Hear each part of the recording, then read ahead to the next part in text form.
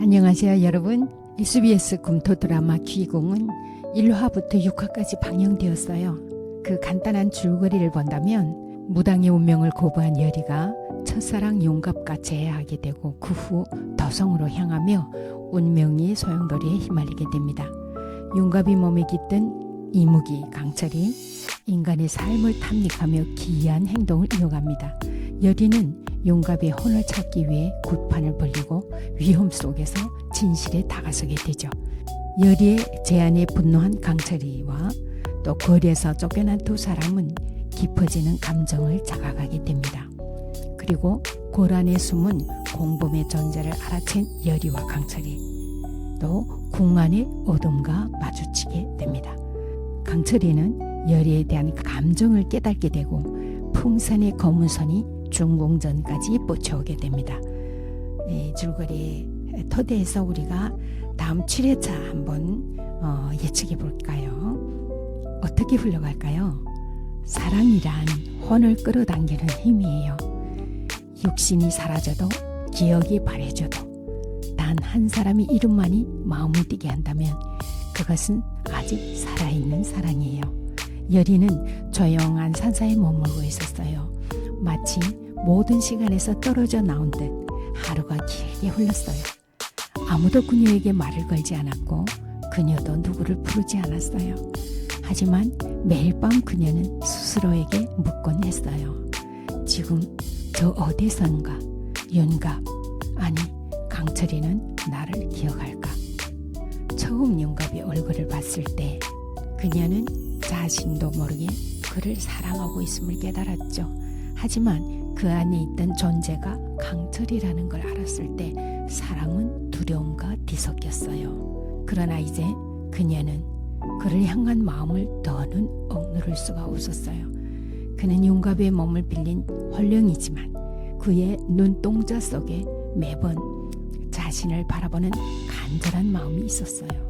강철이는 무너진 붕 뒤편 오래된 우물가에 앉아 있어요. 달빛이 푸르게 내려앉고 그의 손엔 여리가 주었던 노란 댕기 하나가 들려 있었어요.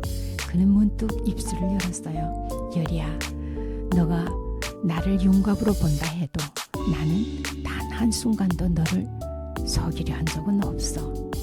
그런데 그는 귀신이었어요.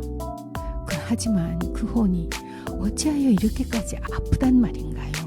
여리가 웃을 땐 하늘을 나는 기분이었고 그녀가 울면 모든 세계가 무너지는 듯 했어요. 사랑이 사람을 살린다 했지. 그런데 왜 나는 점점 더 사라지고 있는 걸까? 그의 손가락 사이로 댕기가 흘러내렸어요. 달빛 아래 그것은 피처럼 붉게 물들어 있었어요. 그날 밤 그들은 다시 만났어요. 궁 바깥 농묘 아래 아무도 찾지 않는 그 자리에 여리가 나타났어요. 강철이는 놀라지 않았어요. 마치 오래전부터 그녀가 이 자리에 올 걸 알았던 사람처럼요. 그녀는 무언가 걸어와 그 앞에 섰어요. 그리고 품 안에서 칼 하나를 꺼내 들었어요. 살을 쏴야만 하는 거니? 그녀의 목소리는 떨렸지만 눈은 단단했어요. 너를 보내고 싶지 않아. 윤갑을 보내는 것도 너를 잊는 것도 나는 둘 다 원하지 않아. 강철이는 천천히 웃었어요. 처음으로 진심을 숨기지 않은 미소였어요. 너가 나를 부른 순간부터 나는 너의 것이었어. 사랑이 내 혼을 묶어두었어. 하지만 너의 눈물로 묶여있는 나는 더는 괴롭히고 싶지 않아. 그가 그녀의 손 위에 자신의 손을 얹었어요. 두 손이 겹쳐진 칼이 서서히 떨리며 빛났어요. 강철이는 그녀의 이마에 입을 맞췄어요. 아주 짧게. 만약 다음 생이 있다면 그땐 용갑도 귀신도 없이 처음부터 그냥 너와 내가 되었으면 좋겠어. 그 판은 다시 열렸어요. 하늘을 찢을 듯한 북소리 속에서 홀령들은 울부짖었고 그 속에서 여리는 살을 들었어요. 강철이는 웃고 있어요. 그 웃음은 용갑의 것도 귀신의 것도 아닌 오직 여리만을 향한 사랑의 미소였어요. 사랑에 그의 입술이 마지막으로 움직여졌어요. 여리는 눈을 감고 하사를 날렸어요. 그건 이별이자 시작이었어요. 모든 것이 끝난 후 여리는 다시 작년의 삶으로 돌아갔어요. 그러나 매일 밤 그녀의 마지막 급한 꿈속에서 보았어요. 어느 날 창가에 노란 댕기와 함께 작은 종이 하나가 놓여 있었어요. 거긴 이렇게 적혀져 있었어요. 사랑은 죽지 않아. 그날 이후 여리는 스스로 구판을 열었어요. 윤갑이 남긴 댕기와 그가 쓰던 붓, 함께 쓴 부적을 꺼내 들고 말했어요. 윤갑아, 강철아, 내 말이 닿는다면 한 번만, 단 한 번만 돌아와서.